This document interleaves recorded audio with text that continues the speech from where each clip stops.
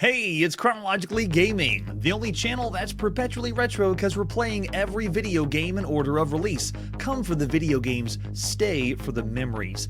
We're currently wrapping up all the video games released at sometime in November 1982. Where everybody knows your name. We were last playing Leapfrog on the Volt Mace database home console of all places. And if you think that's the weirdest place we'll go, just wait till you see what we have tonight. Let's see what our next game is. Oh, more on the Atari home computer. This is Tact Trek. Interesting. Trek, but I didn't hear the siren that we're going to be playing another a whistle game for the Star Trek game. It has to be a Star Trek style game, right? It has Trek in the title. Let's take a look at the box for Tact Trek. This is only on the Atari home computer, and it is the 412th game we've played for this home computer. Tactical level interstellar combat. It sounds just like Star Trek. It's got to be a Star Trek game, right? Teens and up? Yeah, that sounds about right. This is another one by the Atari Program Exchange, the 43rd game we've seen that I'm so glad they did this. This whole formula of just getting people to put in games and then release them, and anyone can make a game if they want to. Just send it to Atari. Maybe you'll get some royalties. I actually am not sure exactly how that works. Did you make a lot of money putting your games to Atari Program Exchange or not? There's the example of the 5 1/4 floppy disk. It's by Robert Zidabel. Way to go, Rob. And there's the example of the screenshot. The Atari Program Exchange has done some really good games so far. We've seen Caverns of Mars, Eastern Front 1941, Getaway, Phobos, Galahad and the Holy Grail, Meltdown, Micro Sailing, Snark Hunt, Caterpillar, Digger Bonk, just to name a few. There's been some classics, and there's going to be a really good one coming up later on in the 80s too that I'm already excited about. So I'm not familiar with Tact Trek, but it is not a Star Trek variant, not one of the 1971 mainframe games. So let's see what this is. What do you got for us? So this is by Robert Zidabel. This is the 7th game we've seen by Rob. He's done games like Centurion, Stellar Track for the Atari 2600, and then Missile Command for both the Atari home computer and the Atari 5200. So he has games under his belt, so I'm expecting something amazing. This is the same manual we've seen for a lot of games by APX. I'm breezing through the table of contents, but you can see in a precarious spare moment of reflection, you recall how thrilled and overwhelmed you were as a kid watching the launching of the first space shuttle from Cape Kennedy. Wow, they got lore and story. Wow, they got the United Nations here. You've been playing Tact Trek, still enjoying a passing Sunday afternoon fighting off those enemies. The simulations are uncanny in their similarity to the real thing. What continues to fascinate you is that Tact Trek is a real-time, tactical-level combat game, a trained captain pilot each well-armed enemy spaceship. Deep in interstellar space, you, the battle-scarred Enterprise commander, expertly track the enemy, fire your weapons at just the right moment. And so, yeah, it still sounds like a Star Trek variant, but it is not. This one is a different tactical game. You make a mental note to play a game when you get back to Earth this weekend. Oh, that's nice. There's the requirements or the accessories. If you got them all, we don't have all the accessories, but we got enough where we can play the game. There's the setup. And when you load this first screen, it's going to ask how many opponents, and we'll see that when we get there. Here's the main display, breaking down everything, because if it's a tactical game, you better be ready to use your brain and your mind and your head. All of them. Few seconds, wait for the screen. In this session, all examples, you can see we're going to be facing one enemy starship, the Krieger, it says on this one. So if it is using Star Trek homage, it's not going to be using things like Klingon. Yeah, Manly, that's right. I saw him say Kobayashi. It's not the Kobayashi Maru, it's the Kobayashi Tac True. That's what this is. We can use sensor scans, and we have the symbols on the screen because everything's going to be done in ASCII. So you can see the plus symbol is the starship, K, W, and V are enemy spaceships. And so what this is it's not a full-scale Star Trek sim or the other Star Trek variants. This one is just a tactical sim. You one ship, and then you decide how many other ships you want to face against. And it's just you and another ship moving in the right sector and blowing each other or fighting each other tactically. So there's no arcade things going on here. There is no joystick. I don't believe we can plug anything in and it won't work. You can see you can use sensor scans and take your turns tactically moving the ship tactically around. And it has the command window of all the different commands you can use and how you're supposed to make your way around. It's using the, you can see a degree system to move around, absolute direction in terms of where your sensor goes. This actually looks like we're doing some algebra if you were to read the manual, but we've seen this before. It's part of the course for tactical games.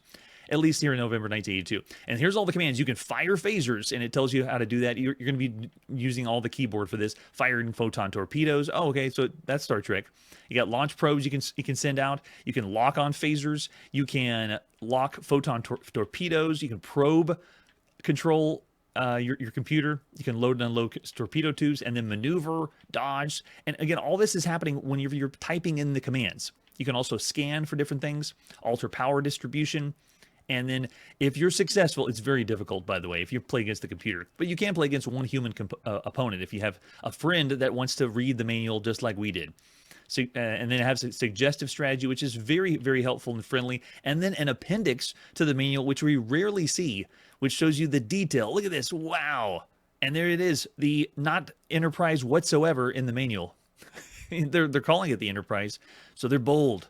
And then as usual, at the end, I think it has, the APX Program Exchange review form. How would you review the game? Well, we're going to rate the game. I'll let you review or fill out that form. Let's pop it and play Tact Trek by Robert Zittabel, Atari, and Atari Program Exchange, released at sometime in November 1982. Let's just go right into it. I'm expecting something really, really good. Tactic or turn-based tactic games are kind of rare. This is the 10th game we've seen so far on Chronologically Gaming that's this style of game. This is based on Star Trek. We saw the Enterprise that's out there. This is the 76th Star Trek fan game that we've seen thus far on Chronologically Gaming. It's kind of refreshing, though, that it's not a 1971 mainframe Star Trek game. All right, so Tact Trek, created using Forth or Fig Forth. Nice. The author encourages nonprofit, blah, blah, blah. Oh, and then look at this over there in the bottom left. You see the date? It actually says December 3rd, 1982. So way to go, Rob. We don't play exactly at that time, but that'll work for us. All right, there's the commands. We can fire photon phasers. Write all those down. Make sure you know all the commands. Now, it's going to ask us, do we have a human opponent? I'm going to say, yes, we do. And then how many total opponents do you want? So you and a friend can play, taking turns back and forth, or real, turn-based, or you can have a third computer opponent that's going in. So I'm actually going to say 3 so you can see what the computer does. This is very, very difficult to win. It's best to start with playing as 2 people and seeing what happens after that. So this one is going to be an interesting play session because here on the show, doing a live session with these kind of tactical games, it's very difficult to do. So it starts off with the command, and the best way to do this is I'm going to go ahead and start with command 8. I'm going to warp myself using warp 1. I want to pursue the enemy, yes. Pursue whom? I'll pursue the Krieger. Oh, wait, no, I'll pursue the Varner. And then warp factor 1.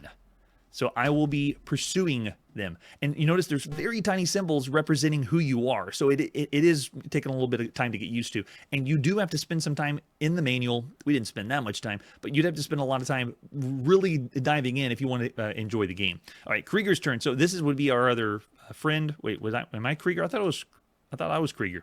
All right, so we do the command there. Let's do the same one. Command 8. Pursue the enemy. Yes. Let's both pursue the Varner. And then warp factor 1. You can do 1 to 11 if you want to. Or a negative 11.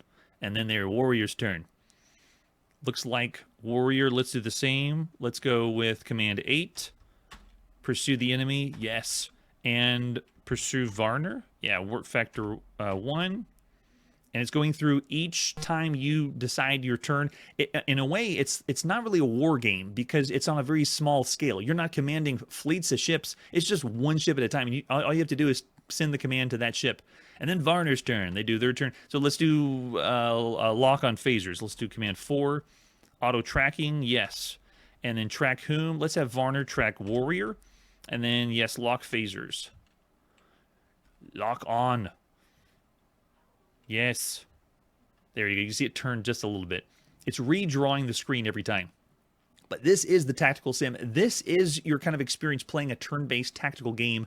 Most of the time we've seen war games, games by SSI, Avalon Hill, and so forth. So it's kind of refreshing to play something that is just you controlling one ship for everything that's up. Oh, and Marshall said, props to Rob writing this in Forth. Yeah, right? It's pretty impressive right now. And here in November 1982, programming this game. All right, so what command do we want after that? Let's go ahead and do lock on phasers, auto tracking, yes, and then track the Varner. Yes, lock those phasers. But this is how the game's played. You're going to go turn by turn. We're pretending like we're playing with another human opponent too. And all you're doing is making the decisions, sending the commands to your ship, and then watching the progress. It is slow, like we've seen with other tactical strategy games, but you would have some enjoyment of this if this is your kind of cup of tea. We're not going to be playing too much, obviously, of Tact Trek, but it's refreshing that it's not a true 1971 mainframe Star Trek game. So there is other commands. You saw the list that you could be doing, and you'd have to mess around and play with them. But this is actually, as I'm playing the game, I realized that this is based on a game that was on mainframe in 1973 called Trek 73, which was just pretty much like this. It had mostly ASCII characters. It was all in black and white on mainframe. And if you want to get more information on this style of tactical game, or how it's based on Trek 73, I'm going to send a link down below for Wargaming Scribe. He played that mainframe game because it's going to be re-released on MS-DOS, I believe, in the mid-'80s, and we'll see that one too. But this is how the game would be playing. We just go turn by turn after that. That's a difficult one to play and showcase on a live show because anything tactical and strategy, you got to spend hours just to be able to start your initial play of the game. And then after that, you could spend months having a great time with Tact Trek. I'd say of all the games you could play right now, it is slower, it's a little more cumbersome, but I'd still say around the average range for everything else you could play on home computers, you'd find some enjoyment for this. It's not as heavy hitting, and it's obviously an antiquated concept if it's based on Trek 73 from 1973. That's almost 10 years old, or at least the idea. So I know in the chat, everyone's most likely going to say, how in the world do you rate this game? Because you'd have to play it for a very long time, and you'd have to play it yourself to get used to how it goes. I do see a 3.5. Marshall saying for this kind of style. Jeremiah's throwing out 3. And Manly saying, beam me up with a 3.5 star rating. I won't be as generous. I'm still saying around average for all the games you could play. Tact Trek is a good time. You'd enjoy it, but there's not doing anything really that would be something beyond everything we've seen up to this point. There's a lot of games out there. I did say there wasn't as many turn-based tactical games, though, but we played plenty of strategy games, war games. All right, after that, let's see what our next game is. All right, coming up next is Takara BD Adventure on the Sharp MZ. Now, this is another game for this line of home computers. Oh, man, we got a lot to unpack with this. This is the box or the artwork for this game. This one is only available on the Sharp MZ line of home computers, and it's the 34th game we've seen for this line of home computers. Right now, you could be playing games on the 80B, the MZ2000, the MZ3500, the 80K series, which this is essentially the 80K series, the MZ700, or the MZ1200, which you can see right here on the front of the box. So this one's by Microcabin. It's the 6th game we've seen by Microcabin. They did games like Mystery House Volume 1 and Volume 2. And this one's by Akimasa Tako. This is the first game we've seen by Akimasa Tako, and it might be the very first game that he's ever done. He will eventually go on to do the game Shenmue, or be one of the programmers for Shenmue, way later in the future, which we may not even get to on the show. So this is the humble beginnings, again, of Japanese developers doing things behind the scenes that most people didn't even know about. All right, so this game was advertised in a few different places. This is an ad showing you some screenshots of Takara BD Adventure, which is also known as Building Adventure. It is another graphic text adventure, possibly the second. It may even be the first text adventure because, the dates on these are a little bit rough. But when I say graphic text adventure, I mean it's a text adventure with some pictures. So you can see they're showing the pictures. And this one apparently came in a part 1 and a part 2, very similar to Microcabin's Mystery House. Now, I have another article that's here from another magazine. This one is from the Technopolis magazine. And this was from 1983, showing several different games, including Mystery House. It's at the top left or top right of the magazine. But it also has the Takara BD Adventure. The reason I'm showing all this and all these details is because this game is yet another game that is so rare that not only could I not find the game myself to play, I found no one playing the game. There's no footage of someone else playing. All I have is screenshots. This is an example of a screenshot on one of the Sharp MZ home computers, and you can see it has graphics, pictures that you can play. The whole point of the game is you're exploring the building, at least part 1. I believe you're going to the top of the building, then part 2, you're going to the bottom of the building. And then you can see this is on the Sharp, it looks like the Sharp MZ80B, the business computer. in monochrome. And that's all I have. There it is, the Takara Building Adventure by Microcabin. And it's very quaint for Japan because the graphic text adventure for all the games we've seen up to this point, this would have been the 66th game we've seen thus far, and the 7th that would have been available in Japan after Mystery House 1 and 2, and a Spy Datsakusen, which we've also seen. So Japan is new to this adventure genre with some pictures instead of just using text. Yes, right? Thanks, Marshall. We hope we may you be success. So I'm only showing the pictures because that's all we have to go on, or at least all that I could muster and find online. There's not anything else that I'm able to play or do with the game. So because of that, I have to give this one a 0, or we're not going to be able to rate it. It has no rating because we couldn't play it ourselves. If you can find even someone playing this video footage of Takara BD Adventure, then send it my way because that's all we got. All right, so after that, going to Japan, let's see what's next. We're hopping all over the place. We're now going to the United Kingdom to play on the Sinclair ZX Spectrum. This is Take 4. Yeah, just like Connect 4. Not a lot of info for this one. This one is just a few screenshots. So let's pop in and play Take 4 by Clive Brooker, published by Simon Microsoft. Not that kind of Microsoft. In November 1982. Sometime in November 1982. Take 4, the computer simulation. All right, so player 1 plays red. Go. You can put your name in. That's pretty cool. Last person in chat was Marshall. So you can put in 2 names. That's fun. And it's, look at that. Connect 4. This marks the 142nd game we've played on the Sinclair ZX Spectrum. And the second time we've seen Clive Brooker and Simon Microsoft. Both of the games we've seen were free, but not really free. This one may have been a free game or not a free game, but it apparently was copyrighted. The only other game we've seen by him was Car Chase, also for the ZX Spectrum. All right, so this one, all I had to do is push enter. It is automatically moving the pieces around, and you have to have someone else. So if Marshall was here, we'd have to hot seat it, he'd have to push enter, and then we'd take turns playing Connect 4. Easy as that. Yep, just have to hit enter at the right time. It's like the slowest, boring timed input game. This is the 8th time we played a video game version of Connect 4. And one of the best ways you could play is on the Texas Instruments home computer Connect 4. I'm just going to pretend I'm dumb and block, or not do any blocks, and just let someone win. Yeah, Marshall mentioned my English accent went away. Wait, hold on. That should have been 4 in a row, right?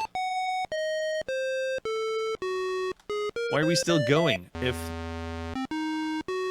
this game not even working correctly? Do you have to get 4 in a row vertical? Then it wouldn't be Connect 4. I'm very confused. But you do only need 1 button to play this game. Enter is all you need. It's automatically moving back and forth. So this is yet again another 1-button video game. It's the 14th 1-button video game we've seen thus far. Games like Space War on the RCA Studio 2. You only needed 1 button to play. Or Donkey, one of the pack-in games for DOS, MS-DOS. Oh, come on, that's 4 in a row.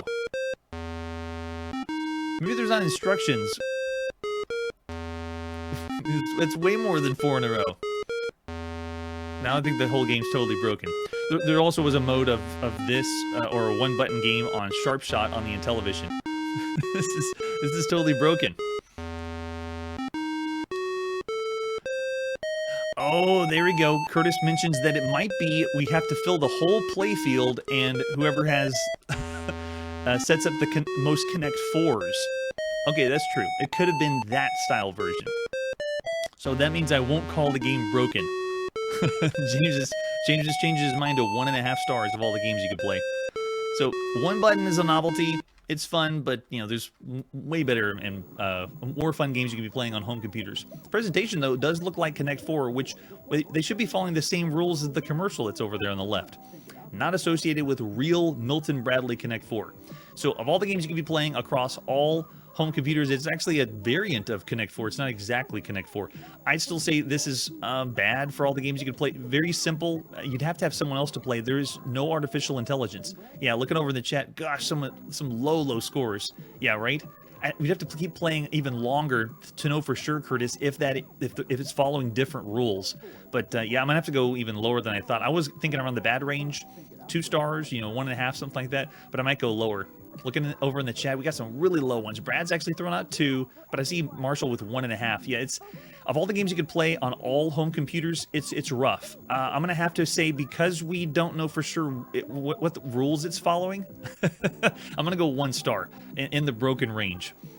All right, now without further ado, our next game is Tank Battalion on the Sword M5. Let's check out and play some Tank Battalion.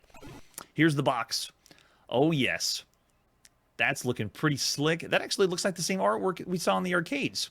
This is the 3rd game we've seen in the Tank Battalion series. Maybe officially, slightly unofficially. We first saw it in the arcade in October 1980. So this is an arcade game ported home. We did see a game called Tanks a Lot, which is of... most people make fun of it on the show. We say, thanks for coming. Thanks for the great memories, Tanks a Lot on the Arcadia 2001 we saw in June 1982. Tanks a Lot was essentially the same game as Tank Battalion. And then here it is, now officially on the Sword M5.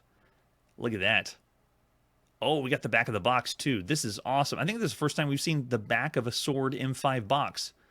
Blue tanks representing the enemy pressing on your position, shaking the earth as they come. You, as lone defender, must check their offensive, and the action soon turns from intense street fighting to a heroic battle to the death. The drama builds as you're forced to make difficult strategic decisions, score big points through close-range combat, or lay back and pick them off as they come. A game of combat demanding courage, skill, and resolute will survive. Tank Battalion. So it's showing the keyboard here too, and the hand controller is what we refer to it. It looks like the disc on the Intellivision. But I'm wondering if you look on the back of the box, it's showing a Japanese address, but it's all in English. So I'm wondering if this was a European or British release, because the Sword M5 wasn't only in Japan. It's just right now we're playing the releases when they were first came out. But pretty slick. I dig the box. All right, what other artwork do we have for Tank Battalion? This is the 6th game we've seen for the Sword M5 home computer, and a majority of them have been Namco. We only played 1 game by Konami. That was the Super Cobra. There's the cartridge that will pop in to play some Tank Battalion. Oh, nice. And the copyright Namco. We've seen the cartridges have the Japanese text for Namco, and so this is real. Oh, back of the cartridge, too. Look at that. It shows you the same operating keys. And it says 1 or 2 players. Darn, it gives you the illusion that you can play with 2 people at the same time, but sadly you cannot. You're going to take turns like you did in the arcade. Yes, and Kun mentions the street fighting comment. Why did they say street fighting? Because that makes you think of something totally different. All right, let's pop in that cartridge and play Tank Battalion by Namco. Published by Sword or Takara at some time in November 1982. I'm excited for this one. All right, so this one is Namco's 34th game that we've seen thus far. 34 games that Namco's done up to this point. Oh, it loads the same. We have the screen with 1 or 2. I'll go ahead and push 1. Cool. And then we're in. We're playing. All right, so I'm going to go ahead and just make my way around. I'm already getting the feels that we've seen and played this before in the arcade. And, I mean, it's obviously a variant of Tank. We said that when we saw Tank Battalion originally in the arcades. And then Tanks a Lot plays pretty similar to this, too. So right now, Namco is killing it. In the arcade, they've given us games like Galaxian, King and Balloon, Pac-Man, Rally X, Galaga, Bosconian, Pole Position, and Super Pac-Man, things like that. On the Commodore VIC-20, they brought Pac-Man and Rally X home. It was renamed Jelly Monsters and Radar Rat Race. On the Atari 2600, we got Pac-Man. On the Atari home computer, we got Pac-Man and Galaxian. And on the Atari 5200, we got Pac-Man and Galaxian. And this is Namco's 5th game that they've done on the Sword M5 thus far, that we've seen on the show. So you've seen how the game works. You're supposed to be protecting at the bottom that, we called it the Nazi gold, or the treasure. Make sure the tanks do not break in and blow that up. So I'm already feeling and remembering whenever I played this in the arcades, the way that it controlled, it was actually a little slower in the arcade. The frame rate seemed to be slower, but right here, look at this. It's actually moving smoother than it did when we saw it in 1980. But, you know, it was 2 years ago. I'm also kind of cheesing the tanks because I'm shooting their bullets to cancel them out, but it works. And so it makes a fun objective to play. You have to make sure no one gets to the bottom or blows that up, and then move on to the next stage. Oh, nice. So this stage is looking a little bit different. And this is just classic arcade. One screen, kind of like a top-down maze game, but then has the shooting mechanic.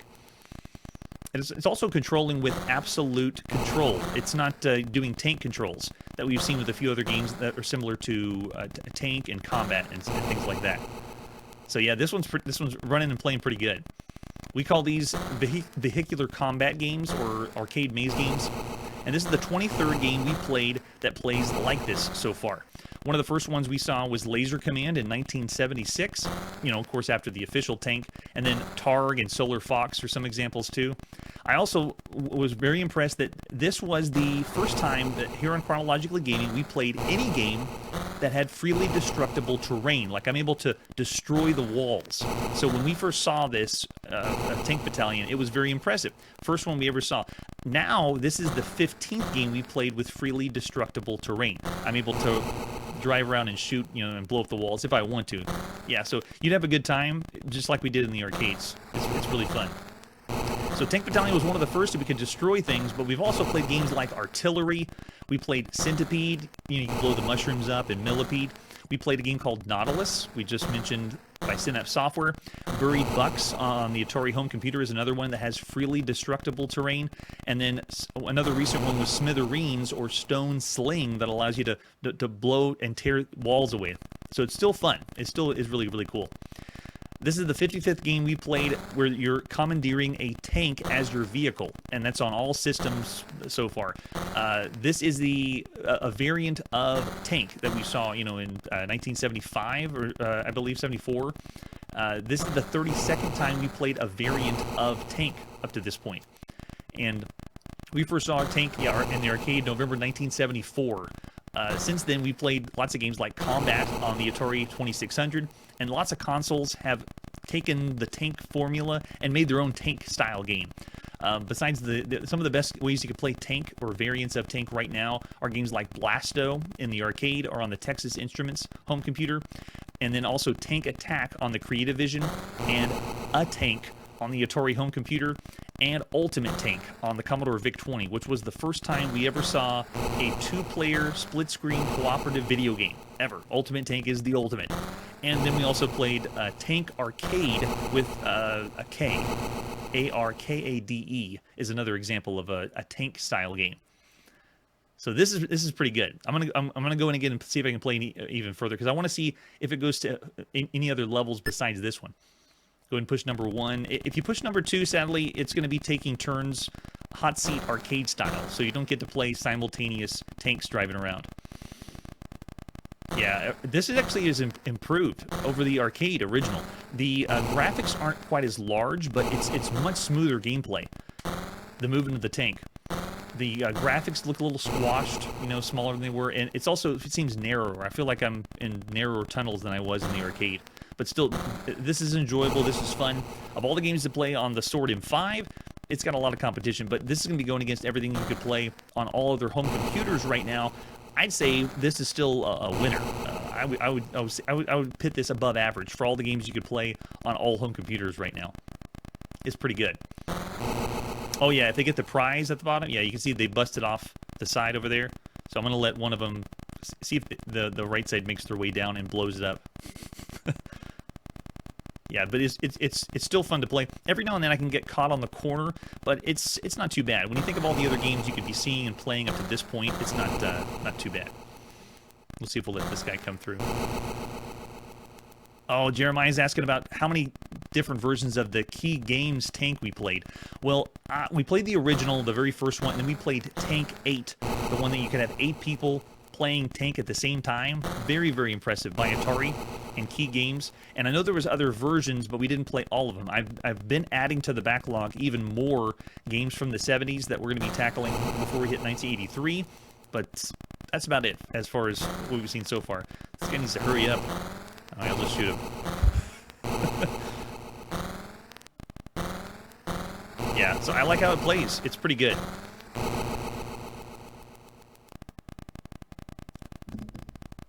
There we go. Looking all right. Blow that one up. Oh, come on, dude. Yeah, it does seem that way. It seems like it's smaller and more confined than what we saw in the arcade. But even then, in the arcade, the most impressive part was the freely destructible terrain that made up for it. And notice that the enemies are constantly coming in, but it gives me really great home arcade feels. It's just it's been done before, and so I wouldn't rate it anything higher than 4 if I had my way. Yeah, and Steve's bringing up Battle City. Oh yes, we're gonna see Battle City soon too. All right, so there's our taste of Tank Battalion for the Sword M5. It's good. It's very good. It's not like the best of the best for the Sword M5, but I mean, there's only 6 games we've seen so far for this home computer. But this combination of the Texas Instruments CPU with the sound on several systems, it's very well done. For all the games you could play across all home computers, yeah, I'm already seeing mostly above average. Anyone say anything 3? Yeah, Brad's saying average, Steve 3, Charlie 3. Mostly there's some averages, and I see some above averages, 3.5s for all the games you could play up to this point for all games on home computers. I do enjoy that you're moving from level to level, and I wanted to see more. What other levels or options are we going to see for the maze that you can go through? That's true. And Charlie's saying it's too easy because you can shoot their shot and cancel it out. It would have been more enjoyable if they added a 2-player option, because even in the arcade, this was hot seat multiplayer. You didn't get to play at the same time. So I'd still say 3.5 stars, above average for all the games you could play across all home computers, but this could have been greater. This could have easily been a 4 or around the best of the games you could ever played on any home computer, but it's not. They are trying to keep it a little true to the arcade, so I understand that. But I'll say 3.5 stars for everything up to this point. Well done. Keep going, Sword M5. What else you got? All right, that's where we got to put our video game playing on pause. Thanks so much for joining me here on the live show. If you are here for the live show, I see you over there, and I'm so glad that you're here witnessing history, us playing every single video game in order of release. It's great being able to catalog and see the slow evolution of video games, because then we can look back and really have a better understanding of where these games sit with everything else that's available out there. If you didn't make the live show, then just leave a comment down below, and we'll get back to you as soon as we can. Next time on Chronologically Gaming, Tron on the Commodore PET, and Pixel Productions is bringing us another weird, bizarre video game, so get ready. We also have an unlikely MS-DOS game, and a game called Time Trek, which means another Star Trek variant. That's it for today, and like I always say, we play so many games that when we come across a game that we can't play, we already know what it's about. Hey everybody, thanks for checking out the channel and joining me on my quest to play every single video game in order of release. We'll be streaming live every weekday at 9 p.m. Central, so join us and let us know if we missed any games along the way. This video would not be possible without Launchbox, RetroArch, and MAME. Tell all your friends there's some crazy guy named Chronologically Gaming trying to play every single video game. We have links down below that'll send you to places like our Discord and Patreon, and one that says all the video games we've ever played. If you go there, it's a list of everything, and you can click right to the game you want to see. Chronologically Gaming is the name to look for. We are perpetually retro, and we will catch you next time.